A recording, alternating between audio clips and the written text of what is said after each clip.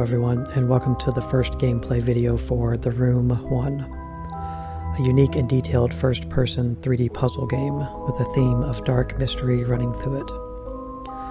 I've played the first 2 or 3 games in the series, but I'm looking forward to playing these games again for you guys.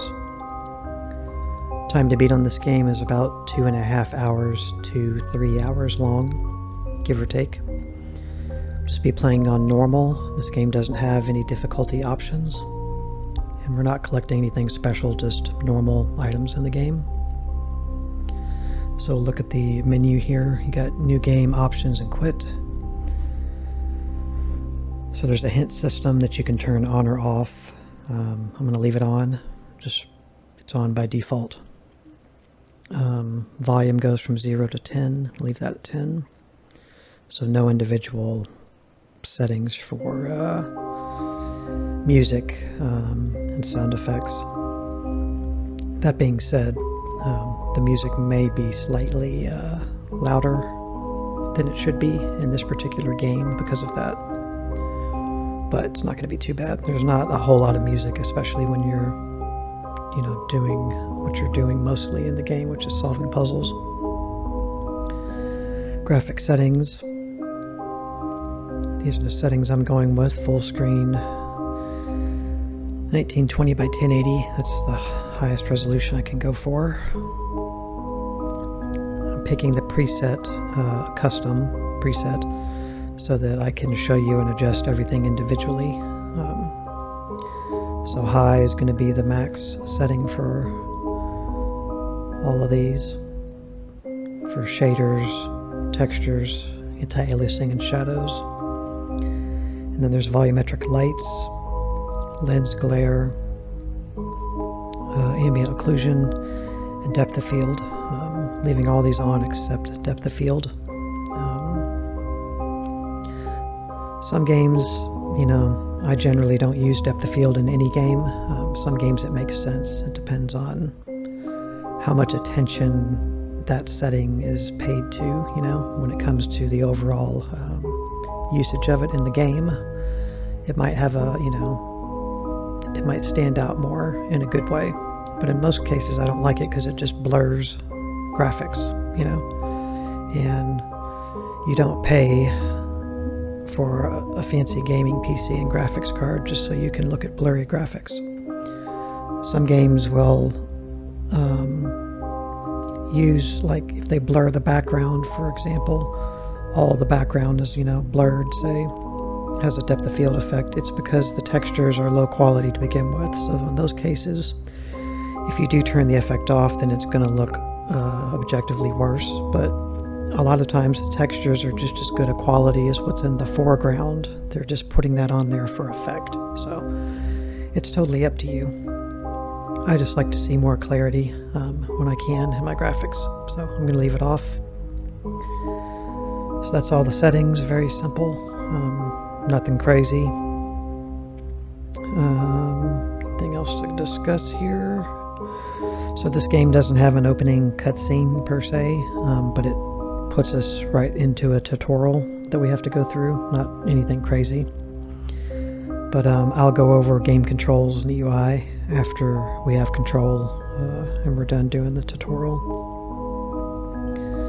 I'll go ahead and say the game's completely mouse-driven, and you only need the left and right click on your mouse. You don't need any side thumb buttons. You don't need to do anything with the keyboard, nothing like that. Okay. So something of interest here, whether you've played the game or not, you can manipulate the title screen a little bit. If you hold on like the door frame here, you can kind of move it side to side a little and kind of see in there. So you can actually see depth of field occurring right now, regardless of whether we have the setting on or not, just because this is kind of baked in, a baked in effect in the title screen here. But that's basically what depth of field looks like. But yeah, you can do this, and then you can also mess with the little cover for the keyhole, and it has its own little physics. Can't turn the doorknob or anything, or try to open and close the door, but you can manipulate with that stuff a little bit. I'll have to keep that in mind for the sequels and see if they all have interactivity on their title screens, because I don't remember. I'm mostly familiar with this game out of all of them. Okay, so we're going to go ahead and start. Tutorial, click to begin. So you have a little sidebar over here, 5 little slots. This is your inventory. It's always visible. It's kind of like a hidden object game, but it's on the left side. And then this little button here, it looks like the Roman numeral 2, but it's like the pause symbol.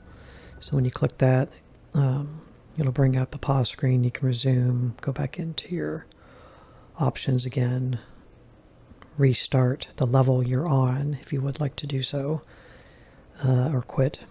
There's no saving that you have control of in this game. It just does checkpoints or autosaves. So you can quit at any time in the game to go back to the menu or exit the game, and when you come back, you're right where you left off. So you don't got to worry about any of that. Very simplistic game, but hard to play to some degree. I guess I could show you here. Double click on the envelope on the top of the safe to focus on it. So if you look here, I think, like, you can see how clear this looks. This was what was blurred behind the door. If I go back in the options here, I'm going to put depth of field on. Actually doesn't affect this part. I thought it would blur that, but it doesn't.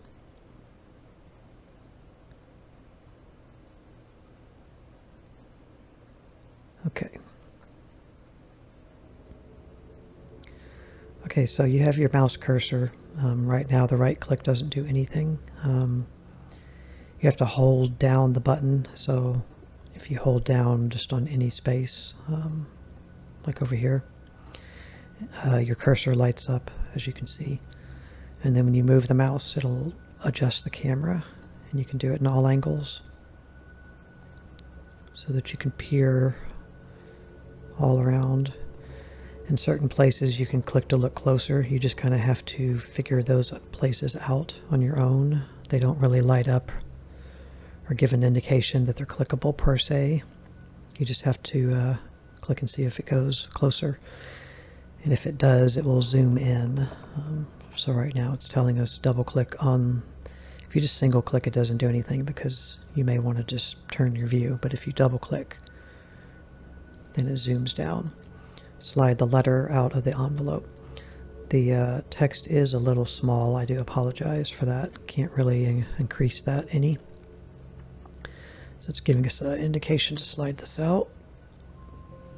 Click to continue. Click on the key to collect it. We'll read this first, if I can read it. You came, I knew your curiosity would get the better of you. Please excuse the mess. My housekeeper abandoned me shortly after the rest of the world. The answers you seek are inside this box, along with something else, something they said could never be built. It is the only one in existence, and it is the key to incomprehensible power.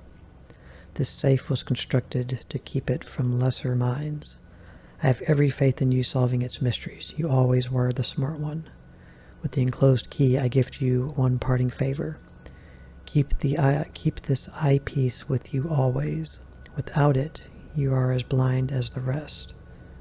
The stakes are higher than you could possibly imagine. Looks like he signed it AS. Okay. So apparently the world's ended, according to this guy. Okay, so we'll take the key. It's got an animal, like a ram or something on it. A small brass key with an animal motif. There you go. Okay, now it wants us to rotate the lid. So just imagine, if you've never played this game, just imagine playing this game using just your fingers on a screen. You know, like you use your iPhone. It's pretty cool. And it was definitely pretty cool at the time that it came out. Okay. me actually show you here. So now if I right click, actually it won't let me do it. Let me go ahead and complete this. So yeah, we have a key here now. We can't move it around. It just stays where it's put. So here, you just want to get the circle opening over the ring. Let go. Drag the key onto the keyhole. It makes a little noise too when it can be placed. It's like a little ping sound. So I'm going to turn this. Open the lid. This is an eyepiece that we were told about.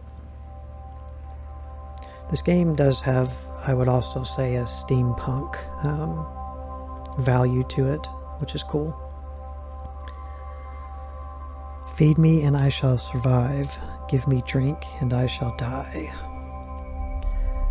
Okay, we got a curious eyepiece. It doesn't do anything. Perhaps something is missing. What does the note say? So when you click it, he puts it on, takes it off.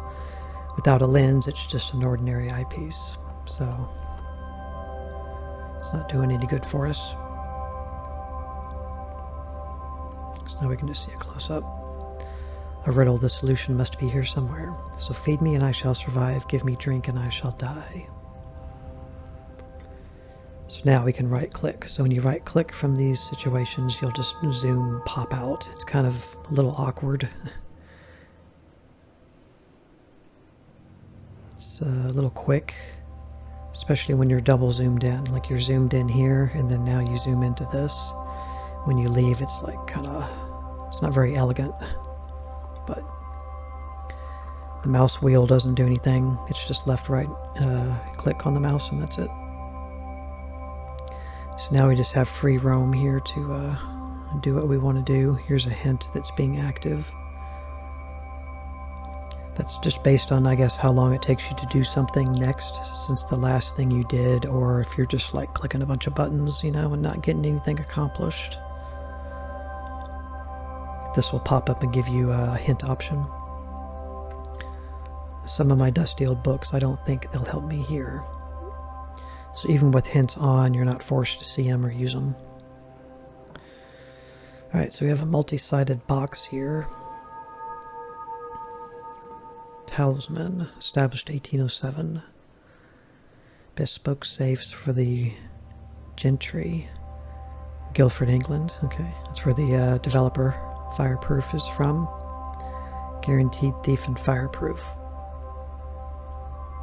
If you look here, might be able to unscrew this if I had something to grip it with.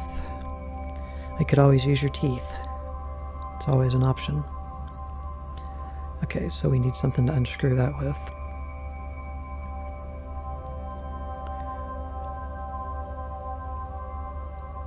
This game doesn't have any brightness settings, so be aware of that. I'm going to try to be aware of that myself when I take these videos into editing. This might be one that I might brighten somewhat. Just a touch, maybe, but maybe not. I don't know, we'll see. Because you get in certain angles like this, you know, where you have a light source. And if I brighten everything, it's going to really look washed out, so. Okay, we got something odd here. It's a little secret compartment. A strangely shaped keyhole. Okay. Something here. Looks like a seam right there. That might open. Okay. We'll look at the feet here momentarily.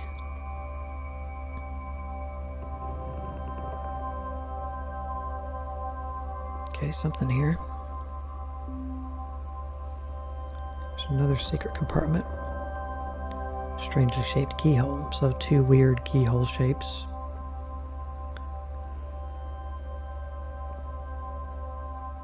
I'll show you my readings here too, since we are in the first video. Just for those nerds like me out there that are curious, you know. I wonder what API he's using. It's a DirectX 9.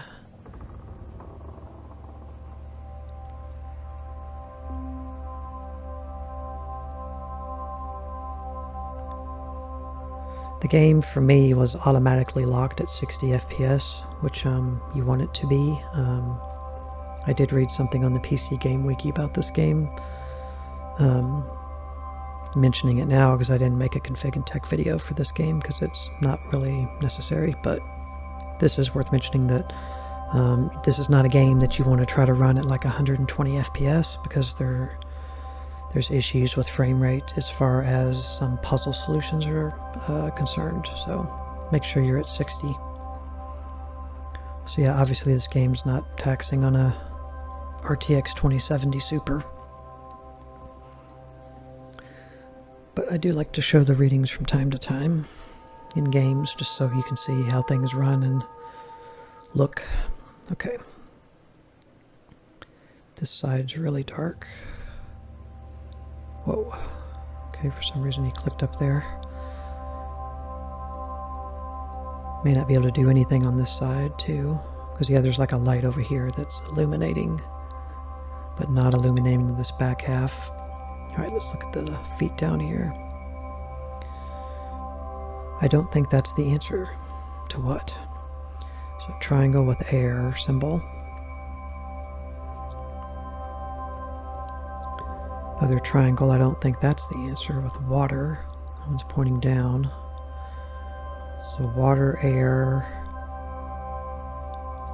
earth. Okay. Fire. Wood feeds it, but water puts it out. I guess I should give it a push. Okay, revealed a little compartment. Got a key now. A peculiar old key. There's something unusual about this key. I should take a closer look. Click on the key icon in the inventory to examine it, so it's flashing over here. Rotate the key into the key, so we found those two locks. It looks like I can turn the end to make the key into a different shape. So two different locks, two different patterns. So you can, when you're in this view, you can click this to back out, or you can just right mouse click. So this is really not necessary, but it's up to you if you want to click that or you just right click. Alright. So now we can mess with these places. It doesn't fit. The key's the wrong shape. So we gotta go in and turn it. And turn the key. There was a seam, right? So it just opened up. An ornately engraved metal plate. At the end it looks like it could be used as a wrench. That's helpful. Let's look at the other key. So we're going to have to turn this again.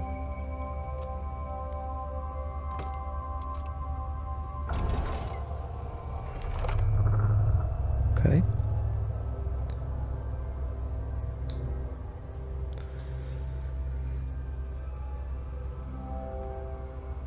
This seems to rotate, but there are no markings to show the correct position. I need to look elsewhere. Okay, I'll have to come back to that. So yeah, I don't know what, it's like a puzzle, it's a puzzle box kind of game, but I don't know what the proper term for this is. But these kind of things existed, you know, a long time ago. And the objective is everything is here to get the main item that the box holds inside it.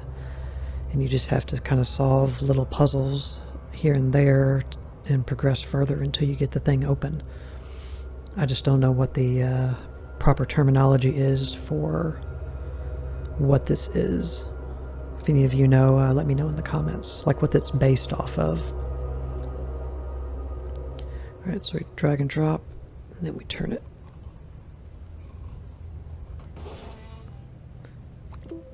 A lens, it looks like it would fit into the eyepiece. Okay, so now, got some creepy stuff written all over the thing. Little squiggly line here. a weird symbol. Now this has a pattern. This you can't right click out of, you have to click the eyepiece. Another squiggly line. This is something you need to burn into your memory. It's a pattern that you'll have to use a lot. Take a sip of drink while we stare at it and try to do just that.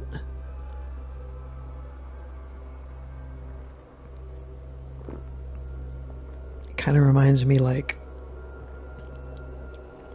outdoor furniture table or something that has an umbrella on top of it, but the whole thing is like sitting sideways. So if you take this and turn it over so it's this part is up here, it's kind of what it reminds me of, like patio furniture or something. Something a lifeguard would sit under or something like that. Okay, we can't zoom out any further. And when this is on, our view around us here is obstructed, but you can see this thing is sitting in some kind of a ring. Each leg is in its own little circle, and there's a bunch of weird writings on the sides. And even back here, there's this thing. It's a handprint, I guess.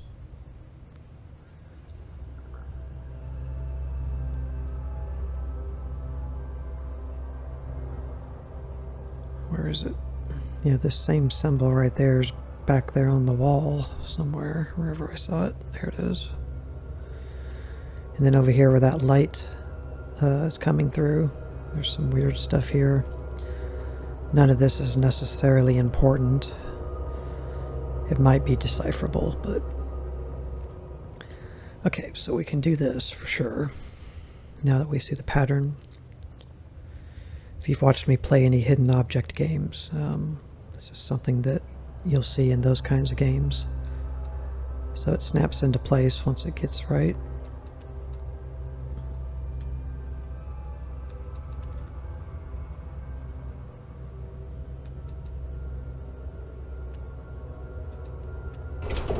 Okay. It's alive.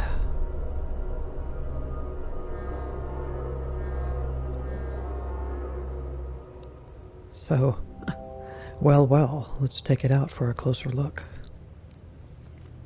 Chapter complete. Pleasing progress, but what did I get? Complete chapter 1. Okay, achievement. But do you really think you have proven yourself yet? So it's got a box inside of a box with a safe. Okay.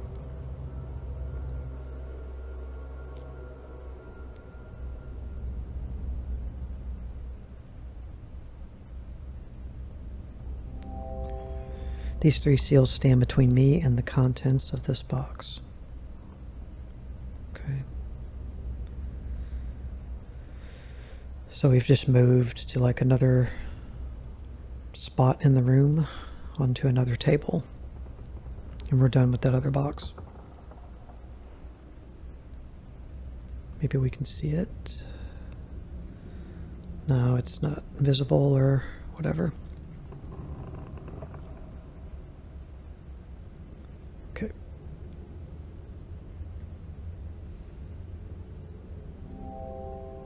Plate with an eye symbol on it. It doesn't seem to move.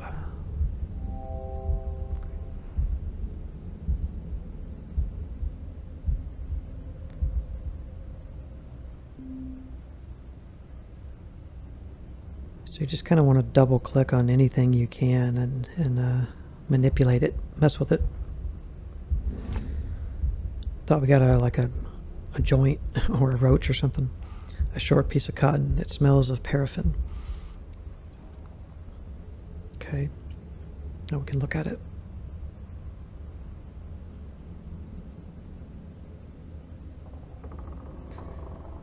Can we manipulate it? I don't think we can. I'm surprised we can look at it. I don't think I've ever looked at this before.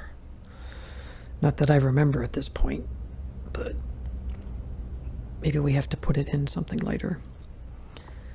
Okay, so let's just start here on this side, clicking anything that we can. Okay, we'll move to this one.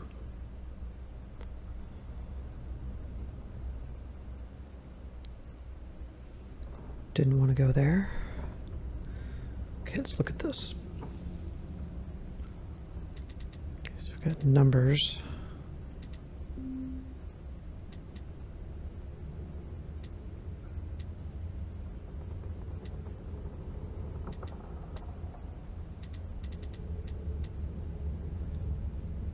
No comment. We just need a 4-digit number.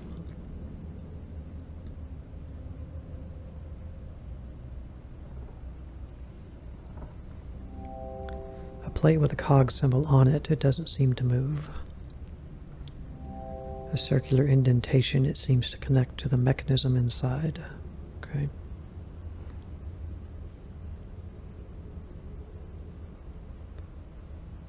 Got a pattern here. A line, a line, a line, and like a crown. See if he has a comment. Nope. That'll be important later.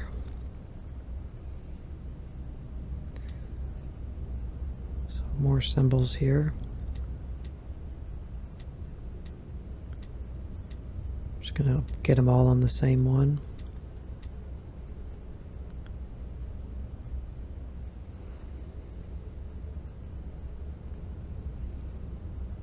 Another turning point. It's coming up from the top.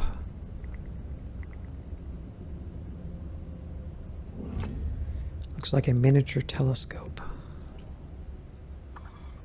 Okay, so you can turn this.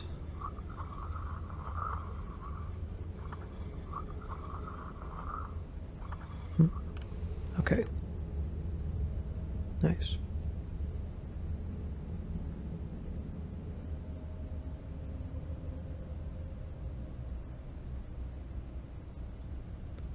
By the way, this game is made in the Unity engine.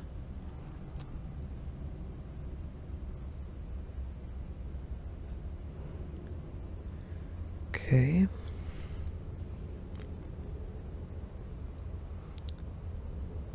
I have to spell something.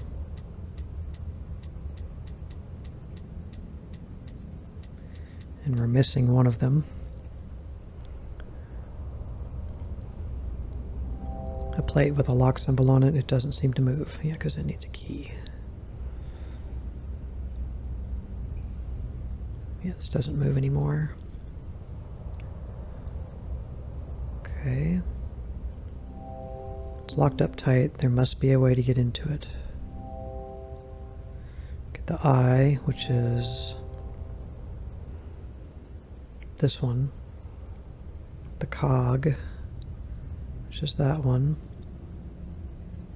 And then this one. Okay.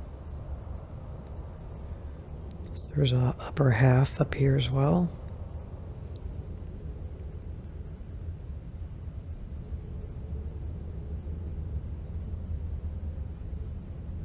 There's some more symbols. A star-shaped indentation.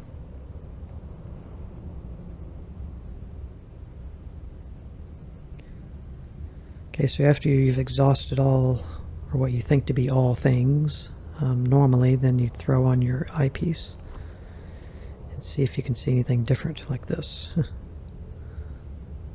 So you have this panel here that has 4 digits it wants us to solve, but it also has this other thing that we can do on the outside of it.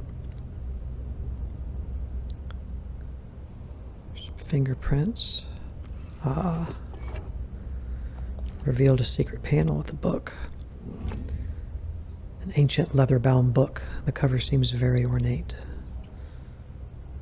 Yep. I really like how you can get an item and then inspect it further and then solve another puzzle within the item. So we need to turn these.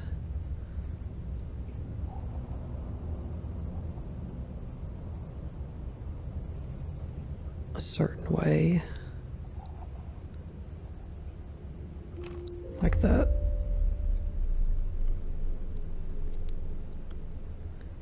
February 11th. My research continues at a small pace, a snail's pace. With these barbaric instruments, I can barely read anything at all. But there is something there, between earth and fire, between water and air. I cannot see it, but I can see its presence, like the shadow of the object without substance, yet betraying the shape and form of that which casts it. It is the final element, null. It brings meaning to the rest, just as all the numbers of the world are meaningless without their zero. The circle are The circle are petty fools, blinded by their dark arts and their greed. Alchemy is not the pursuit of gold. It is the pursuit of this. I think it says callow gold, or callous gold.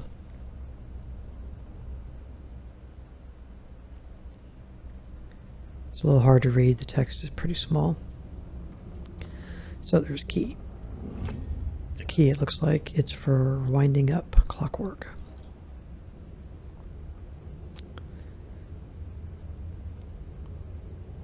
So yeah, you got to be cool with that stuff if you want to read it, because now the book's gone. So if you back out of that screen, here's that symbol. If you back out of that screen, you're not going to be able to read it again. So we got that symbol here. There's one here. And then there's one here. We need one more. And I think that will represent this. We actually don't need one more because we can just pick the ones that it is, like here. This one is going to be the crown. It's either a crown or a seat. I don't know.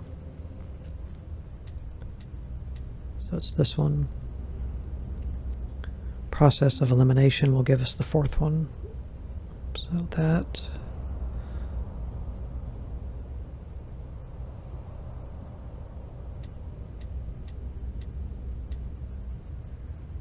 And then this one on the inside is what it already should be.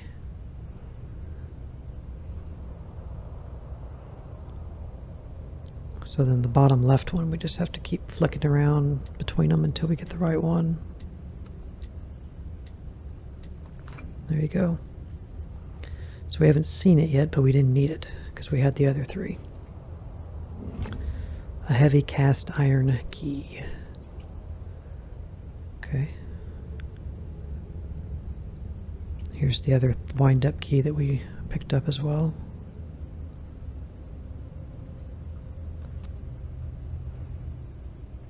Okay guys, we're going to stop this first video here. Introductory into the game, I guess.